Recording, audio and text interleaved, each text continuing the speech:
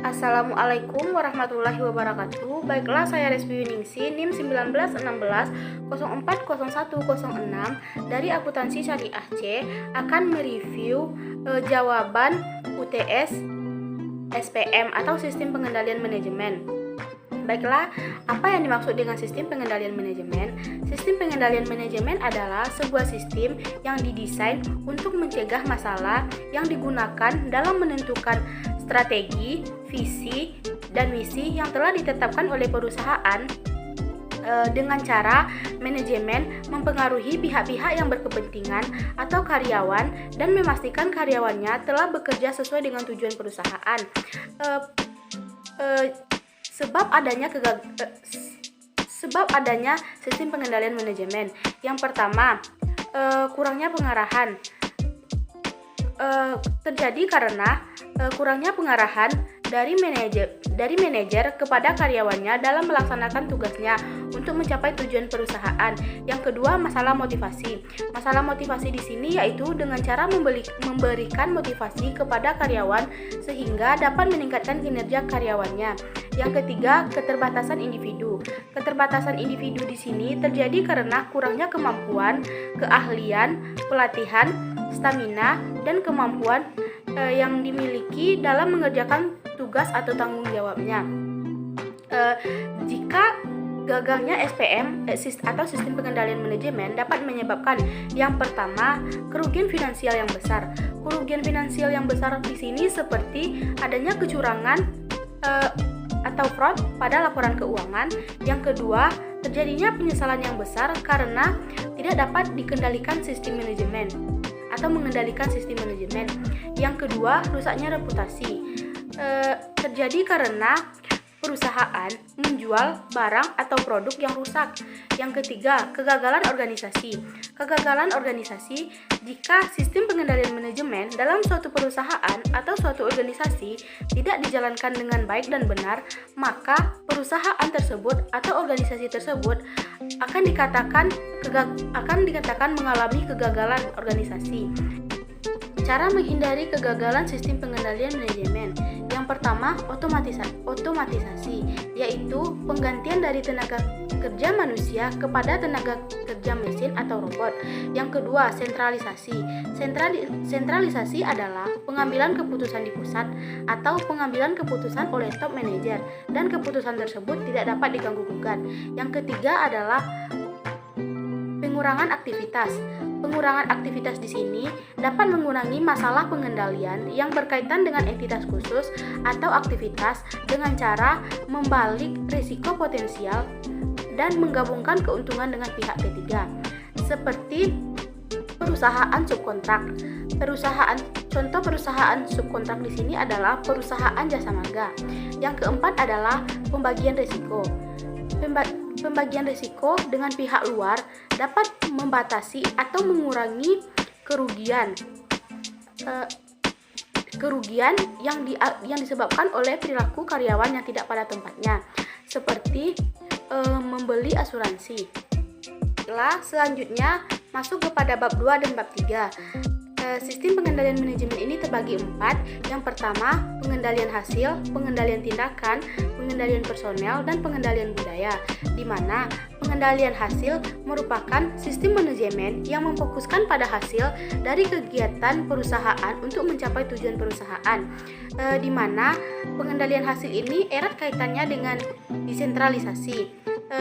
Desentralisasi di sini adalah pengambilan keputusan oleh manajer bawahan atau memiliki tingkat level. Bentuk dasar dari pengendalian hasil yang pertama adalah dimensi kinerja, di mana dimensi kinerja ini merupakan tolak ukur atau faktor pendukung apa-apa saja yang menyebabkan keberhasilan kita atau keberhasilan kita.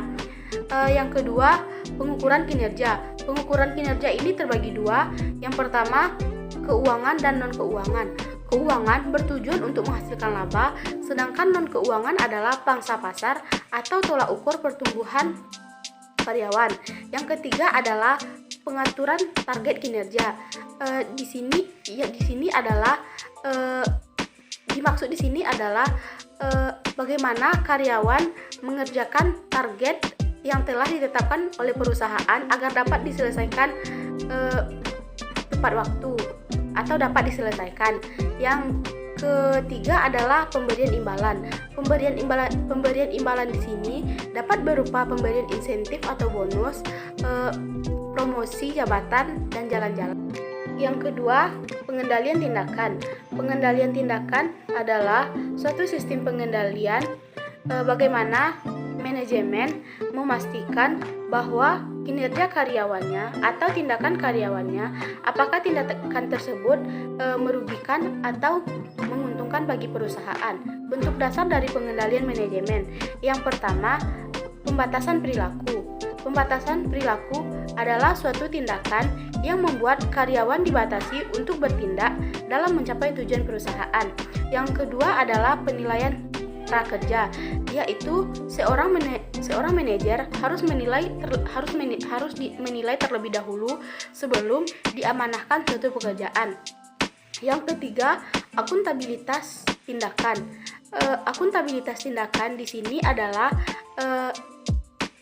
karyawan harus bertanggung jawab atas pekerjaan yang dilakukannya.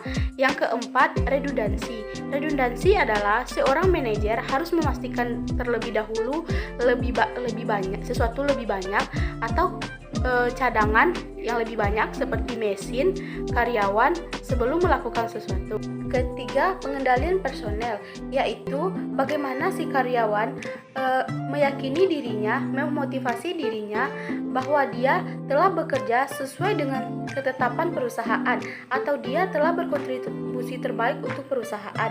Bentuk dasar dari pengendalian personel yang pertama, seleksi dan penempatan. Karena untuk memastikan bahwa seseorang dapat bekerja sesuai dengan keahlian yang dimilikinya.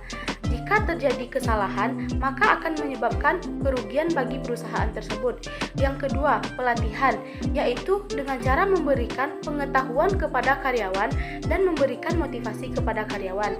Yang ketiga adalah desain dan resourcing, yaitu bagaimana manajer memastikan bahwa karyawannya bisa menyelesaikan pekerjaannya dengan nyaman.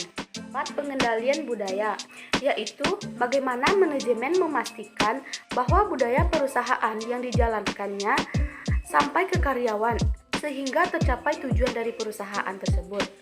Bentuk dasar dari pengendalian budaya yang pertama adalah kode etik. Adalah hal-hal yang menjadi batasan seseorang dalam bertindak di dalam suatu perusahaan. Yang kedua adalah imbalan, yaitu apa yang kita dapatkan setelah kita melakukan sesuatu seperti pemberian bonus dan insentif.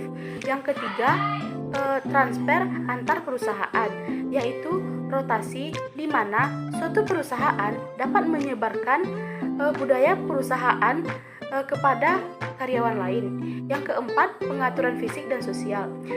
Pengaturan fisik dan sosial di sini yaitu batasan-batasan yang telah ditetapkan oleh perusahaan untuk menjaga keamanan karyawannya atau keamanan perusahaannya.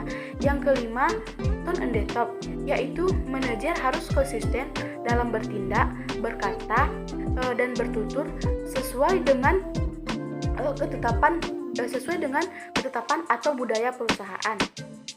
4 pengendalian itu penting. 4 pengendalian tersebut adalah pengendalian hasil, pengendalian tindakan, pengendalian personal, dan pengendalian budaya. Dalam sistem pengendalian manajemen, kembali lagi ke pembatasan perilaku, yaitu suatu tindakan yang membuat karyawan dibatasi oleh tindakannya untuk mencapai tujuan perusahaan. Oleh sebab itu, sistem pengendalian manajemen sangat dibutuhkan dalam 4 pengendalian tersebut, yaitu ketatnya sistem pengendalian ada 4. Yang pertama, ketatnya sistem pengendalian hasil. Yang kedua, ketatnya sistem pengendalian tindakan. Yang ketiga, ketatnya sistem pengendalian personal. Yang keempat, ketatnya sistem pengendalian budaya. Yang pertama, ketatnya sistem pengendalian hasil, yaitu berfokus pada hasil kinerja dan kompetensi. Dimensi hasil harus sesuai dengan tujuan organisasi yang sebenarnya. Target kinerja harus spesifik. Hasil yang diinginkan harus secara efektif, harus dikomunikasikan dan diinternalisasikan oleh karyawan yang sikapnya sedang dikendalikan. Ketatnya pengendalian tindakan. Pengendalian tindakan yang ketat tergantung kepada pemahaman dan penerimaan peraturan kerja, kebijakan, dan arahan oleh karyawan yang perlakuannya sedang dikendalikan. Contohnya adalah pada pembatasan perilaku, seperti penggunaan CCTV di kantor dan pembatasan area kerja. Contoh lainnya adalah tempat teler. Tidak semua orang bisa memasuki ruangan teler secara sembarangan, yaitu berkaitan dengan seleksi dan penempatan. Ketatnya pengendalian personal ini yaitu dengan ketat memastikan bahwa orang-orang yang diseleksi memang orang-orang yang benar-benar kompeten, yaitu dengan cara mengadakan pelatihan. Dan keempat, ketatnya pengendalian budaya. Pengendalian budaya biasanya berhubungan dengan kode etik atau aturan dalam suatu perusahaan. Pengendalian yang baik adalah pengendalian yang meningkatkan peluang atau probabilitas perusahaan dan meminimalkan kegagalan atau risiko yang diinginkan. Baiklah, masuk kepada bab 5. Biaya yang biasa digunakan dalam sistem pengendalian manajemen ada dua. Yang pertama biaya langsung, dan yang kedua adalah biaya tidak langsung. Biaya langsung adalah biaya yang langsung berkenaan dengan aktivitas pengendalian, baik pada pengendalian hasil, tindakan, personal, dan budaya. Seperti pada pengendalian hasil yaitu biaya insentif atau pemberian bonus, sedangkan pada pengendalian tindakan yaitu memasang CCTV di dalam ruangan.